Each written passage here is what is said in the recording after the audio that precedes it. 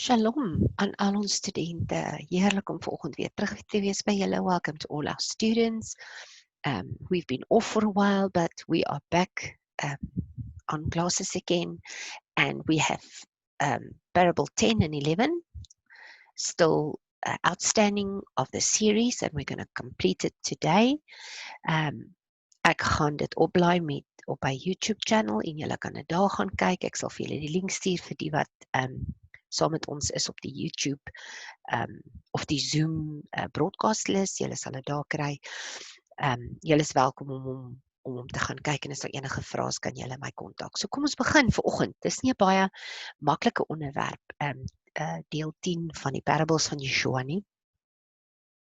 Ons het 9 laaste klaar gemaak, die rich man en Lazarus, en ons gaan vanoggend aangaan met the unjust manager of steward. So ons praat hier oor bestuur, ons praat hier oor accountability, ons praat hier oor 'n paar goed wat nodig is vir ons om te verstaan en hoe dat Yeshua dit spesifiek vir ons in die woord uiteengesit het. So kom ons begin. May I emphasize again the purpose of the parables? Vir die wat vanoggend eers by ons ingeskakel het vir die eerste keer, kom ek net vir 'n oomblik stil staan by what is the purpose? If something could be said in public or on an open platform for all to hear, why would the use of parables be necessary? So Yeshua het 'n spesifieke funksie gehad en doel gehad oor hoekom hy parables gebruik het.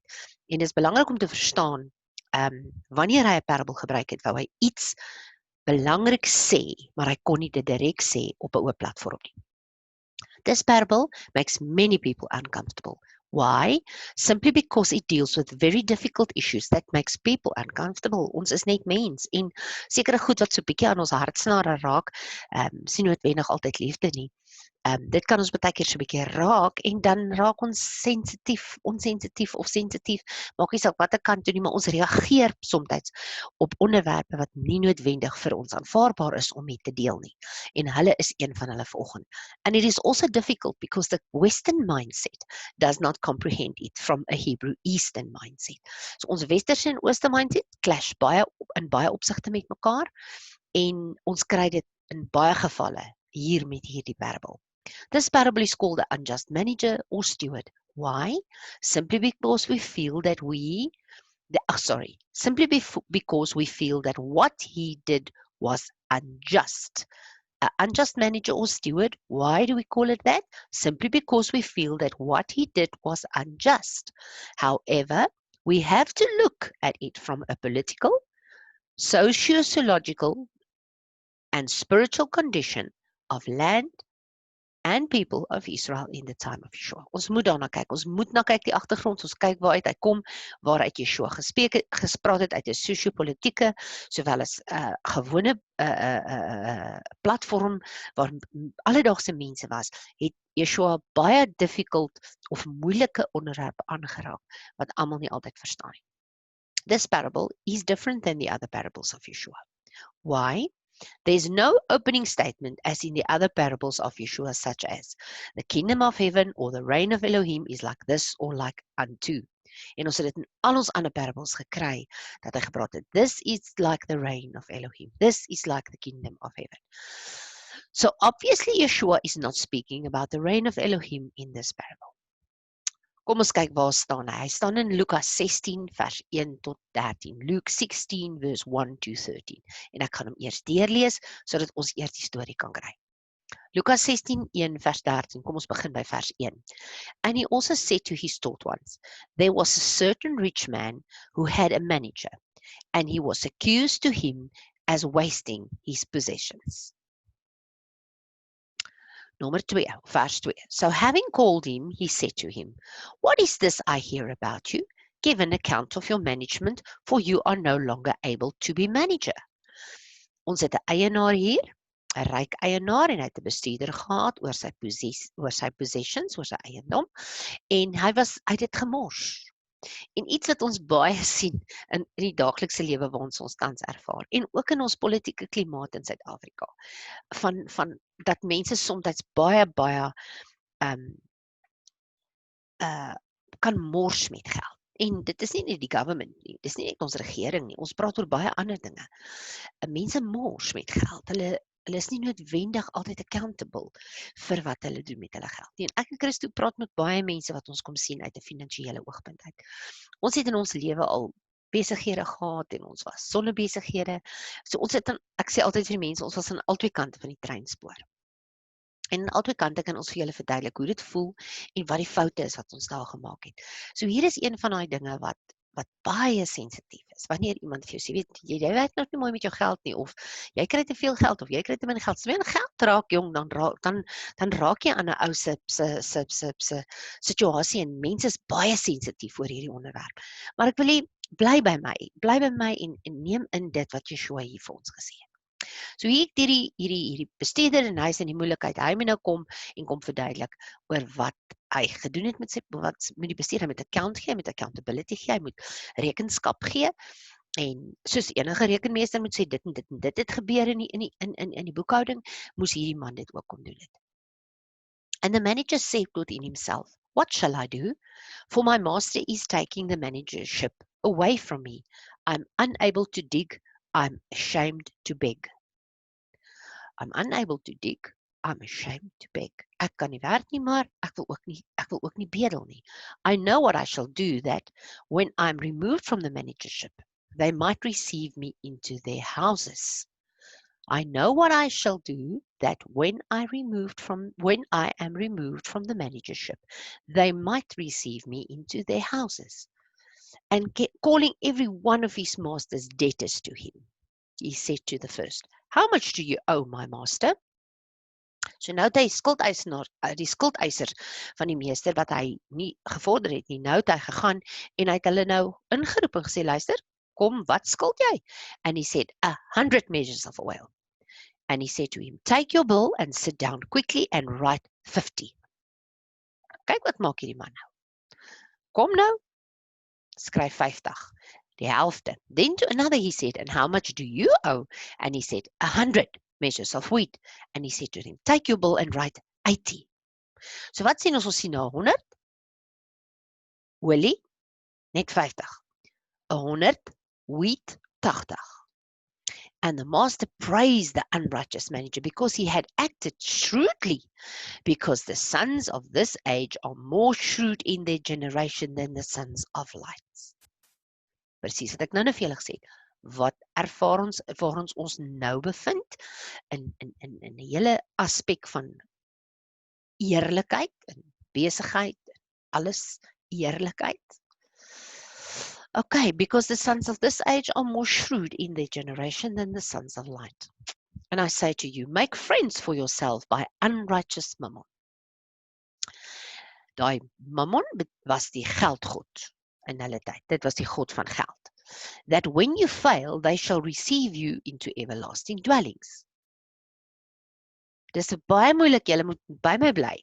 And I say to you, make friends for yourself by unrighteous mammon, that when you fail, they shall receive you into everlasting dwellings.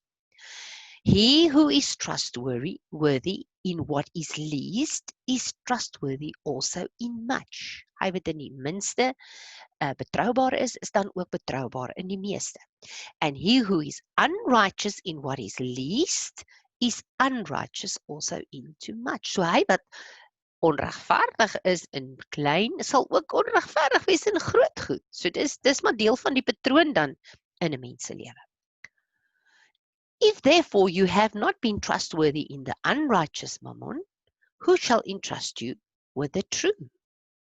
As jy nie waardig was, of accountable was, in die onregverdige mammon se goed nie. Hoor wat sê hy? If therefore you have not been trustworthy in the unrighteous mammon, in die onregverdige se goed nie, of se geld nie, hoe kan ek jou vertrou met die ware? Hier kom die crux van hierdie parable. And if you have not been trustworthy in what is another man's, who shall give you what is your own?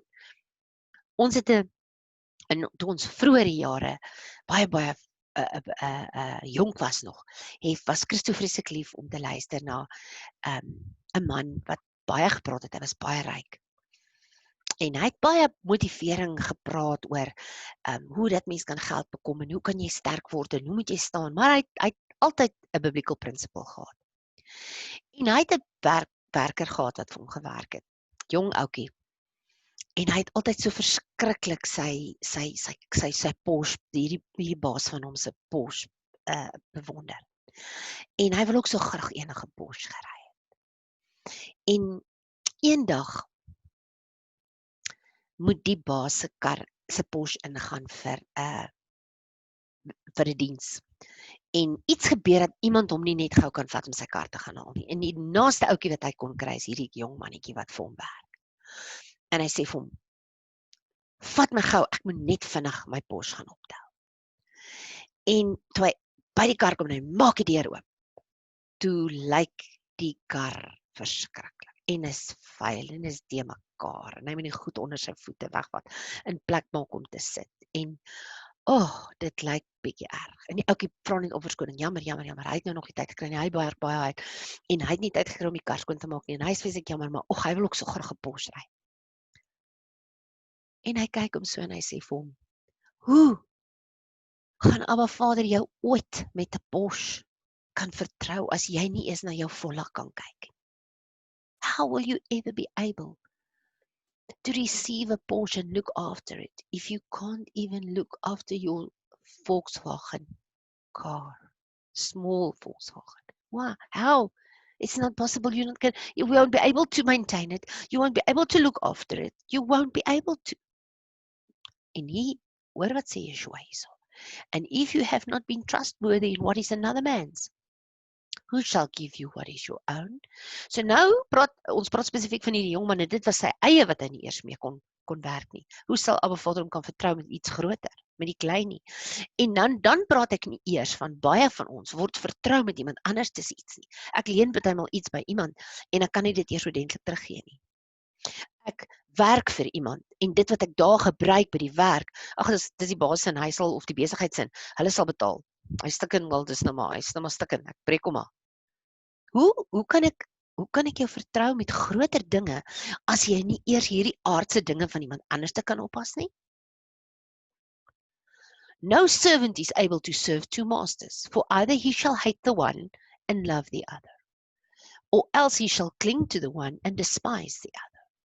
You are not able to serve Elohim and Mammon. En daar stop baie mense. Al wat hulle nie die parabel lees is, jy kan nie geld God en God aanbid nie. Dis waar hulle stop. Hulle lees nie in die parabel, wat het Yeshua eintlik bedoel. Jy gaan of regverdig met 'n ding handel, of jy gaan onregverdig met 'n ding handel. Of jy gaan korrek handel met iets en jy gaan 'n true steward wees, of jy gaan nie. En hoe gaan Abba Vader jou kan trust as hy jou die wêreldse goed gee om na te kyk en om te sien wat nie eers joune is nie en ook nie eers Abba Vader se nie, maar iemand anders in mense is. Hoe gaan jy dit kan doen met Abba Vader se goed as jy dit nie eers met jou eie kan doen? So hier gaan dit oor integriteit, oor stewardship en management. Let us read from rabbinical literature. In rabbinical literature, we find several writings of the same concepts and the same ideas of a steward, and references to Mammon. We find this concept in the rabbinical writings from the 1st to the 3rd century. When we find this story used in rabbinical writings, it was talking about the story of Joseph, and Joseph is actually called the steward. Steward in Greek called oikomenon.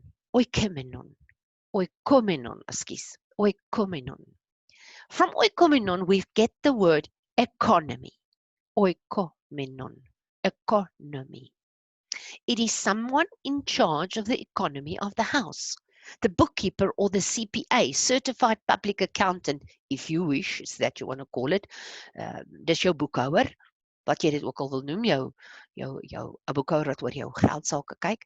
The steward was the accountant of the house managing the wealth of the master. Dit is 'n oikomenon. So what do we see here in terms of management in the story of Joseph?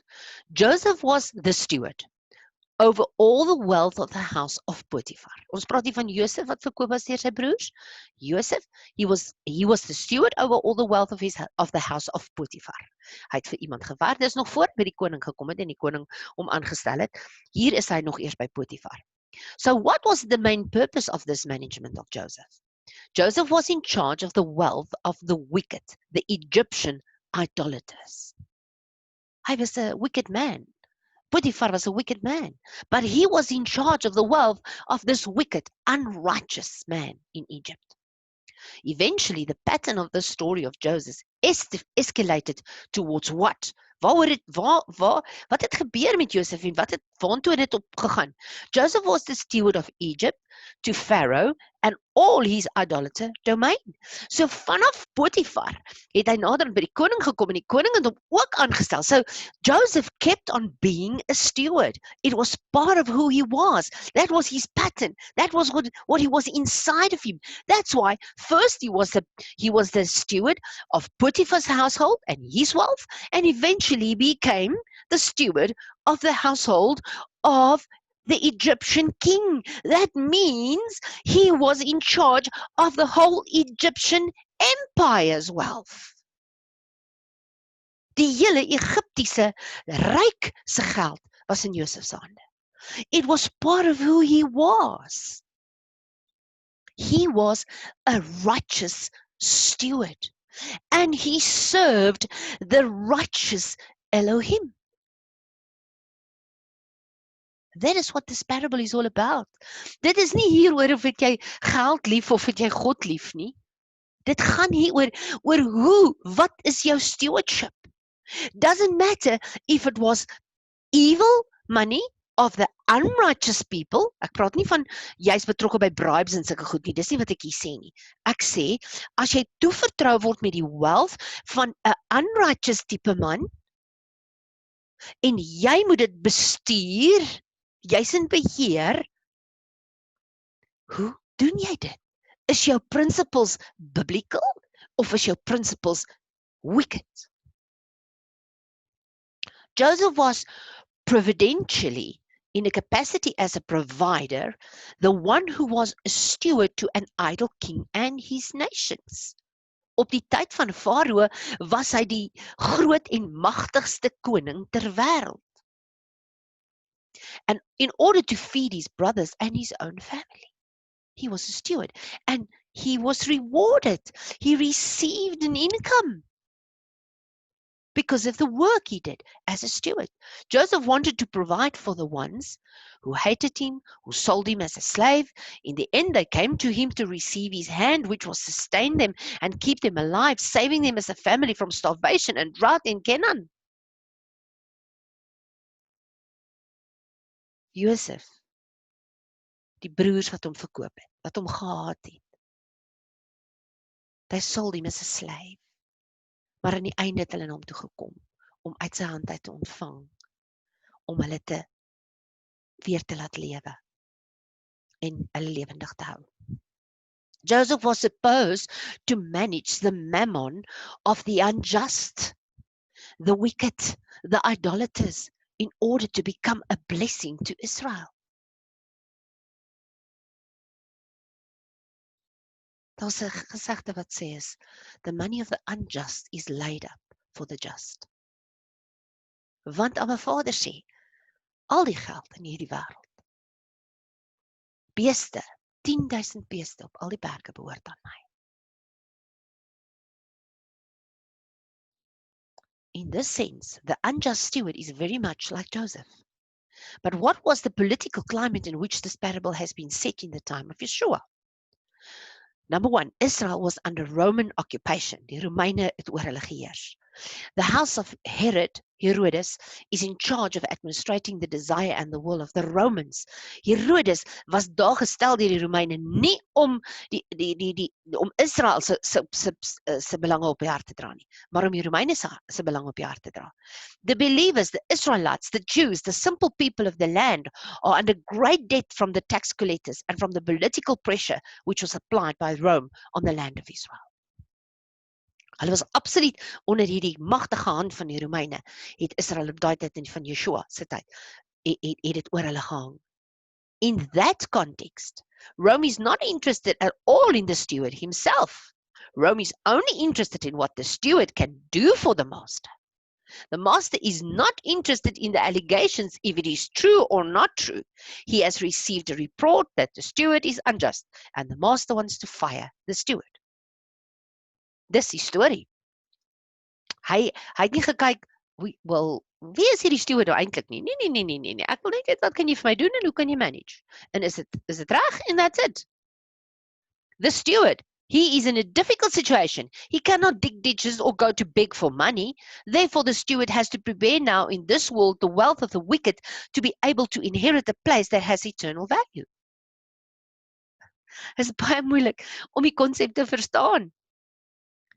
Maar ons moet verstaan, the wicked's wealth is only their only reward on this earth. But the just don't have to be attached to the wealth of this earth because their eternal reward is not on the earth as such, but it is in heaven. Or in eternal, in the Olam Haba. Eternal life. Although the word says, I will bless you so that you can bless others. There's a purpose for blessing upon your life. If you are blessed in this life, you are there so that you can bless others.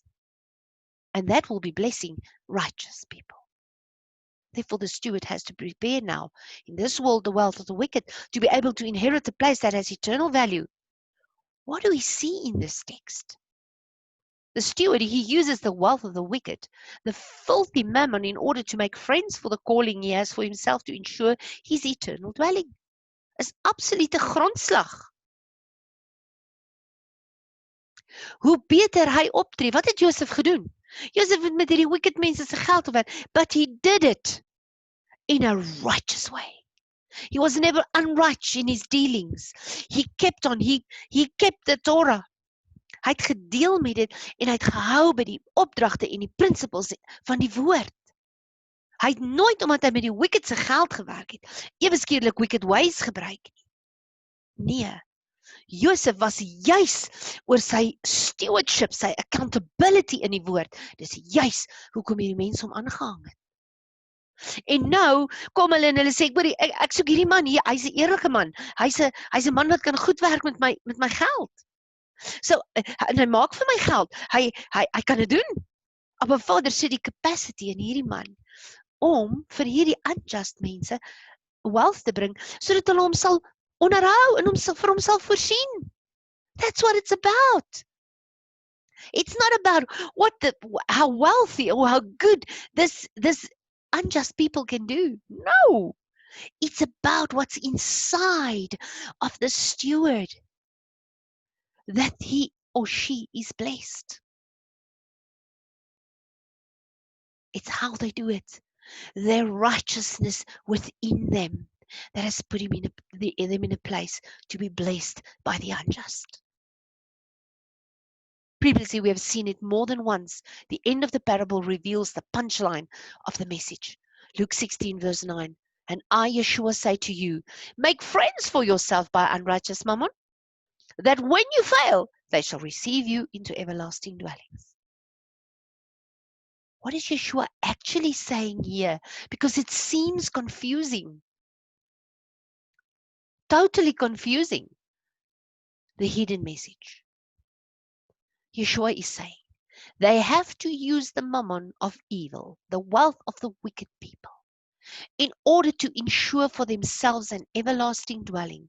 But how is this possible? How can I use evil, the money of managing the money of the evil people, or managing projects, or managing things for these evil people, and now ensure for myself everlasting dwelling?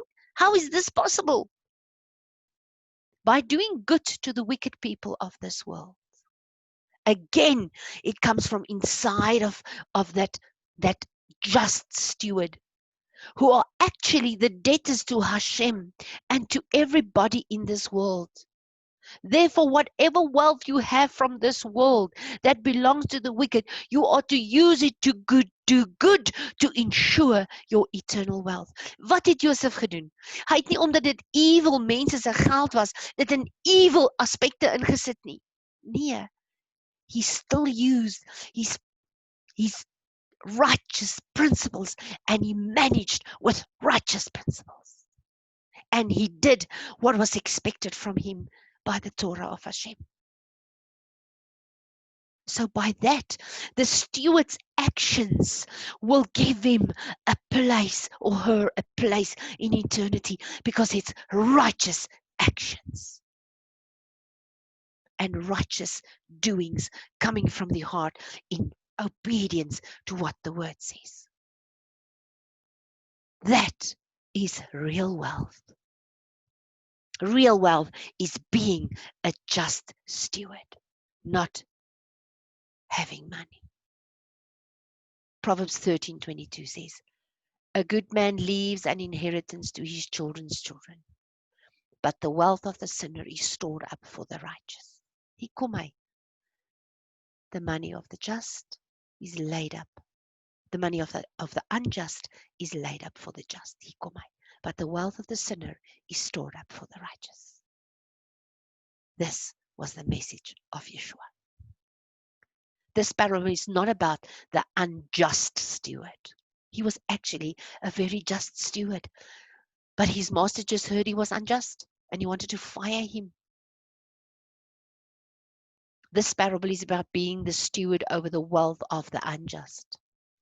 By acting in goodness and truth with the wealth of the unjust will definitely bring you wealth in eternity. Maybe not on this earth, but in eternity. Maybe if you receive the word on the blessing on this earth, it is because so that you can bless others. Father will keep on blessing you because you are blessing others. This is the principle of the word. Assurance in verse 10 and 12. The message is clear that the steward must be trustworthy in the little to receive much for himself in eternity. Trustworthy in another man's to receive ownership in eternity of his own. For sure, it is how you will handle the wealth of others that will determine your wealth in eternity. Now, for the most difficult verse in this whole parable. God or mammon. No servant is able to serve two masters. For either he shall hate the one and love the other, or else he shall cling to the one and despise the other. You are not able to serve Elohim and Mammon. En ek het reg aan die begin van die parabel gesê, dis die gedeelte waar ons die meeste van sukkel mee en wat almal net gryp aan. Dis net hierdie gedeelte wat hulle vat. Maar hulle lees nie die res van die parabel. Serving Elohim means that loving Elohim, eternal wealth, is more important. Loving, to be obedient to him is more important than loving mammon or be obedient to worldly wealth or unjust practices. Or disobedient to the word just because this and this is expected from me. It's a time to take your stand and say to your master, this is not the way I will do it.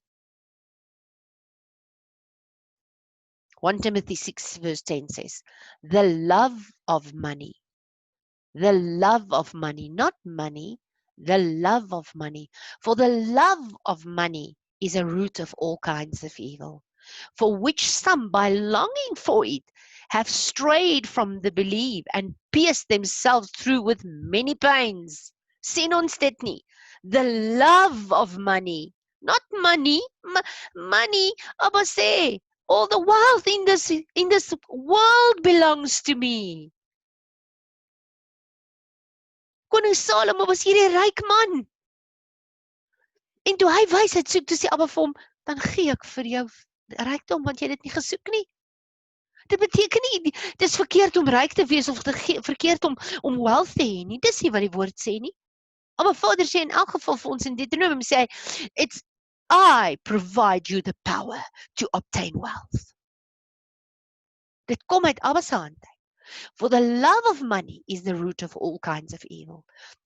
For which some, by longing for it, longing for more money, more money, have strayed from the belief and pierced themselves through with many pains. En hulle sukkel met probleme en allerlei goeders.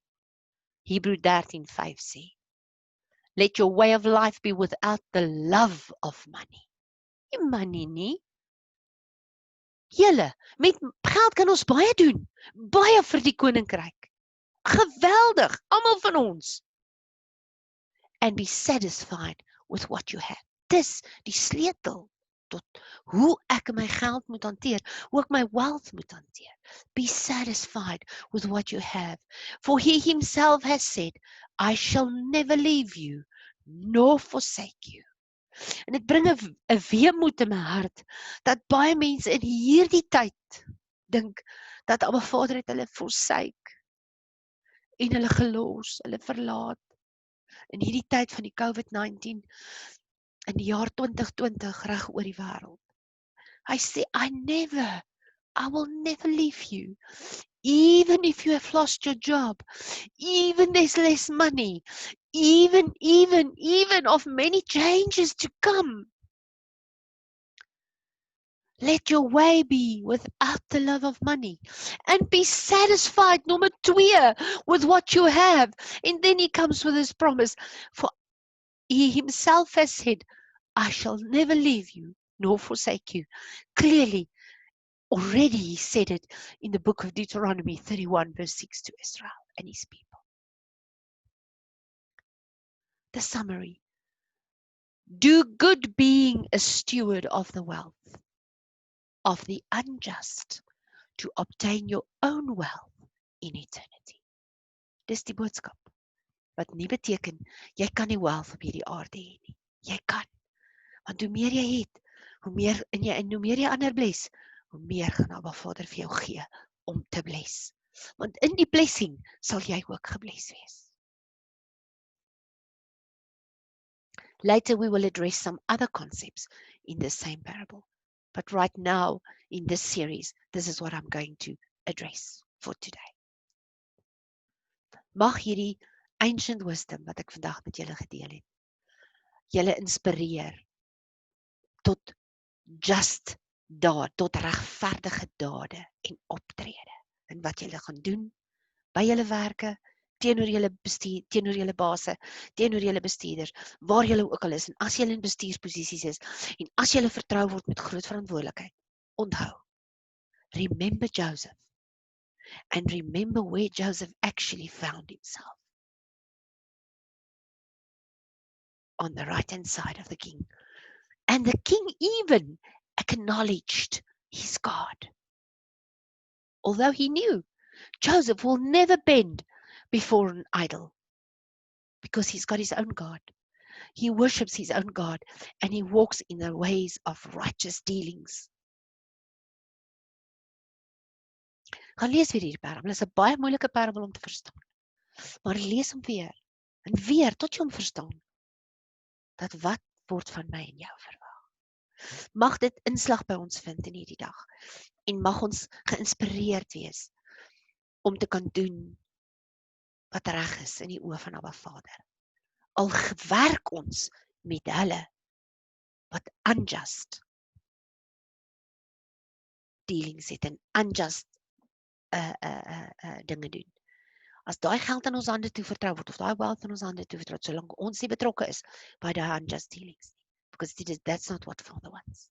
If we are the manager of the certain things that has been entrusted to us, manage it well with righteous dealings.